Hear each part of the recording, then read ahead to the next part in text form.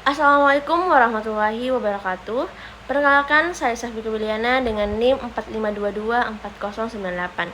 Pada kesempatan ini, saya akan memaparkan materi tentang karir dalam industri perbankan. Adapun pendahuluannya yaitu industri perbankan merupakan salah satu sektor keuangan yang memiliki peran penting dalam perekonomian. Perbankan menyediakan berbagai layanan keuangan serta membuka banyak peluang karir profesional. Adapun kutipan motivasi dari Henry David Thoreau. Kesuksesan biasanya datang kepada mereka yang terlalu sibuk untuk mencarinya.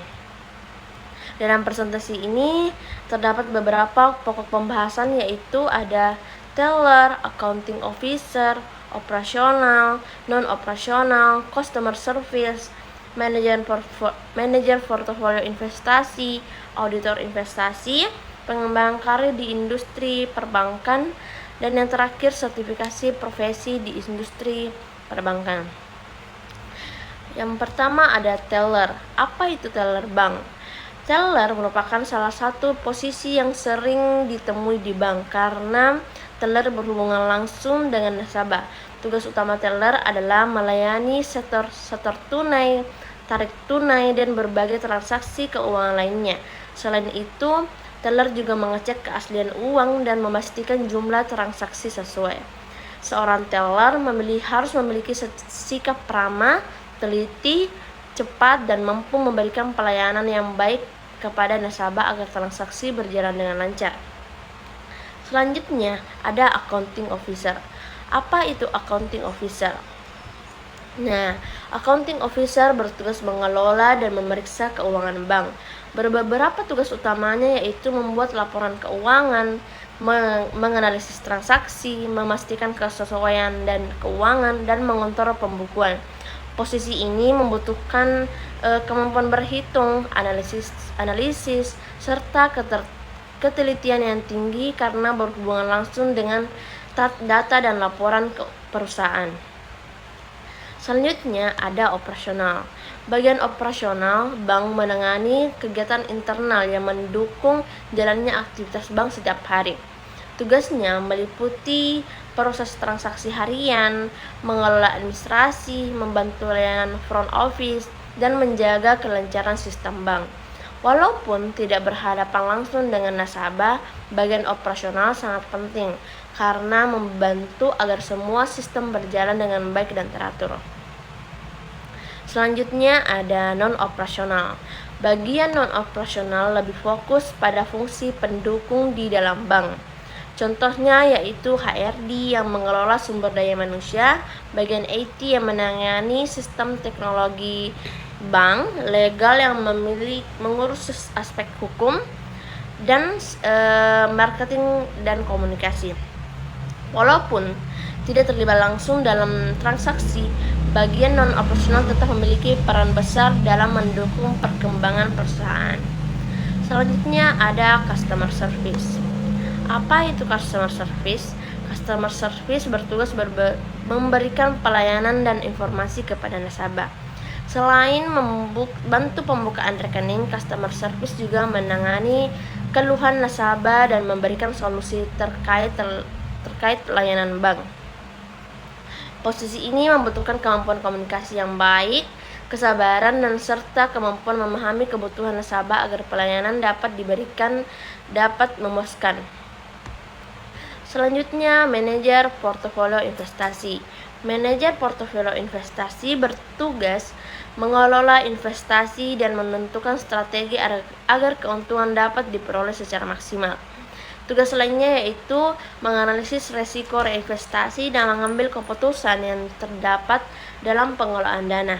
Karena itu, posisi ini membutuhkan keterampilan analisis keuangan, pemahaman pasar modal, serta kemampuan mengambil keputusan secara cepat dan tepat. Selanjutnya ada auditor investasi. Apa itu auditor investasi? Auditor investasi adalah seseorang yang bertugas memeriksa laporan investasi dan memastikan semua kegiatan berjalan sesuai dengan aturan yang berlaku. Selain itu, auditor juga mengidentifikasi risiko dan kesalahan serta memberikan rekomendasi perbaikan kepada perusahaan. Posisi ini sangat penting untuk menjaga keamanan dan transparansi pengelolaan investasi.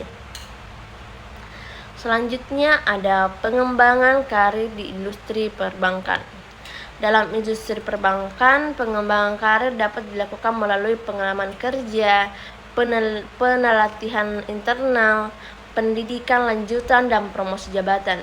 Semakin tinggi kemampuan dan pengalaman seseorang, maka peluang untuk mendapatkan posisi yang lebih baik juga semakin besar. Selanjutnya, jenjang pengembangan karir.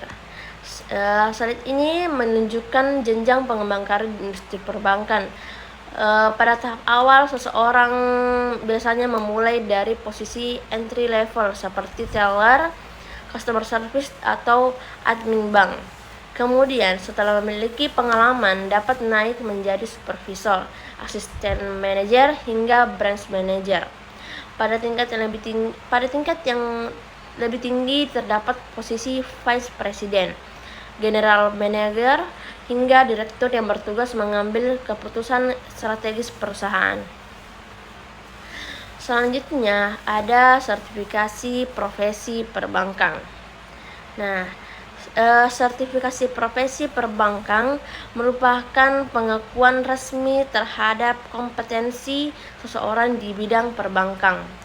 Tujuan sertifikasi ini adalah meningkatkan kualitas sumber daya manusia, menyesuaikan kebutuhan industri, membentuk tenaga profesional, dan mendukung pengembangan karir. Manfaatnya itu meningkatkan daya saing, memperluas peluang kerja, serta meningkatkan kepercayaan perusahaan terhadap kemampuan seseorang.